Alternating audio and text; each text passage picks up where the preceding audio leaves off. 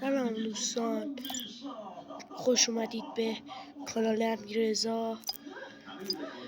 میخوایم بریم آموزش سرمربی کردن بازیکن‌ها رو بهتون یاد بدیم.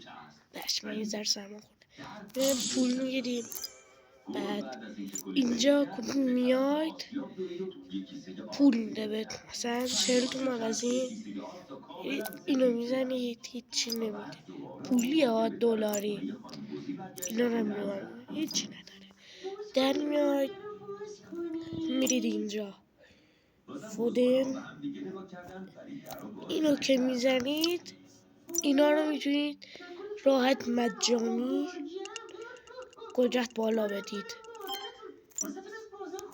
وقتی قهرمان شدید اول اینو میان، اول این آشغال تریناشونه اینا، بعد یهویی شروع کنه اینا اومدن، بعد یهویی قدرت بالا 83 این چیزا در میایم. حالا اینو بزنیم، اینو میزنیم، زمین رو عوض میکنیم، این چیزا. حالا ما میخوایم چطوری بازیکن سرمربی کنیم. میایم هر موقع دلتون خواست میرین دروازه‌بان، اینو وقتی زدید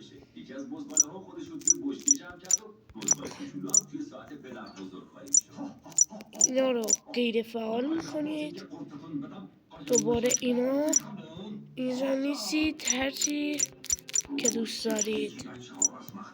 بعد چند دقیقه بعد که شد اینو میاید پاک میکنید، بعد یه چیزی انتخاب میکنید. الان این سرمربیتون میشه.